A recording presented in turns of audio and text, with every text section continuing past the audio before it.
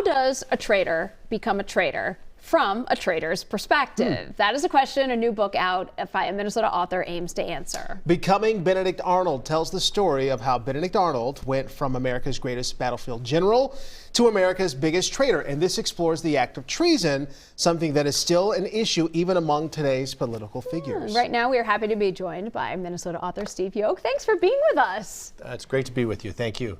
Okay, so this book right here, all about Benedict Arnold. I actually get the fascination with Benedict Arnold. I think a lot of people are, but when was your curiosity sparked? When I was writing my first book about George Washington, Benedict is part of his life, and I always knew he was a traitor, but as I came to learn more about him and his story, I just got drawn in.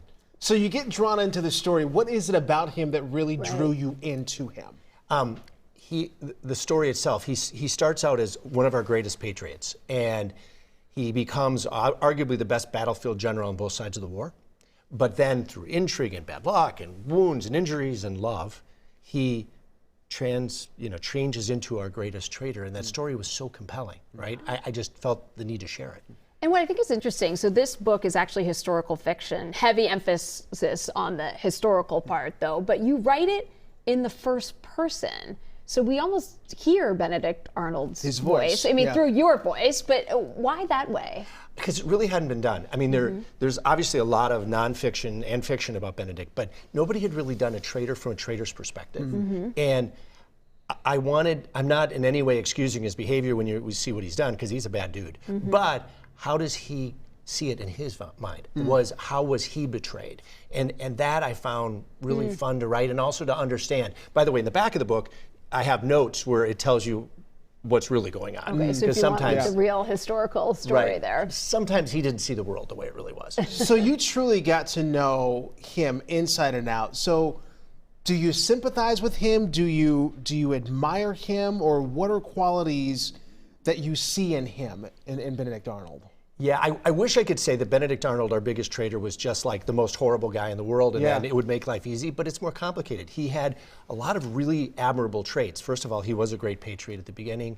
He was a brilliant general. He was a great entrepreneur, by the way. He also, was really successful before the war, but so I admire those traits. But it's complicated, like you said. But he also gave into the dark side. I mean, he is kind of a Darth Vader kind of figure. That's the first thing I was thinking of. This person who comes in and is made of good, and then all of a sudden there's this switch. It's the switch, and he goes to the dark side. That's really what it is. Yeah, it's exactly. He gives in.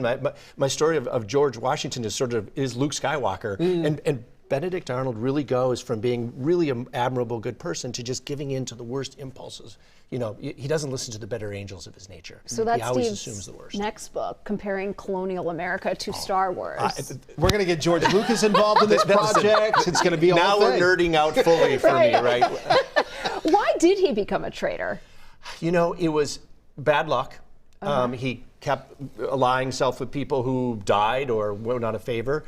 He was betrayed by people who he thought were his friends. He was severely wounded, and wounds and injuries make you angry. Right, especially back at that time. And he met a woman who was a loyalist who helped him engage with the British and become a traitor. So not necessarily her fault, but she definitely was his partner, and they played a role. Let's say history goes the other way, and let's say that he succeeds.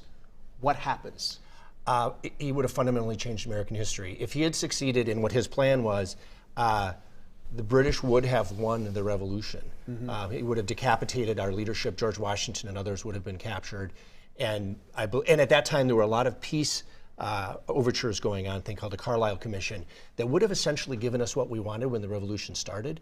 So I think we would have become, again, a British colony, and it would have taken us a long time to receive our independence. I mean, joking aside with the Star Wars stuff, there are some actually modern day political figures who have been accused of treason. Did you see any sort of similarities from what happened then to what is happening now? Yeah, absolutely. I mean, first of all, anybody who you don't agree with nowadays is a traitor, right? And especially on the extremes. If both sides are accusing the others of treason, and I think the really thing for all of us to know is when the Constitution was being written, they were thinking of Benedict, right? They had just experienced treason. It was only a few years later, and to their credit, they made it a very high bar to be treason. Let's be clear, our political figures now, they're not committing treason, they're engaging in political shenanigans. But the founders said it's a high bar because otherwise, if you could accuse someone of being a traitor, the next thing you know, we have a reign of terror, right? And everybody's being hung by their neck or being put away in prison. And Benedict was on the virtual wall at that Constitution Convention, and them understanding what could happen really has sort of saved us all from ourselves 250 years later. Wow. How long did it take to do the book? Research and writing it about 7 years. Oh, wow. Okay. Yeah, it's a labor of love. I see that. Do we have another one in the making? Yes, it's called Becoming Victorious. It's the story from the fall of Charleston, which was the greatest defeat, arguably, in the Revolution. And I don't want to ruin it for you, but we win the Revolution.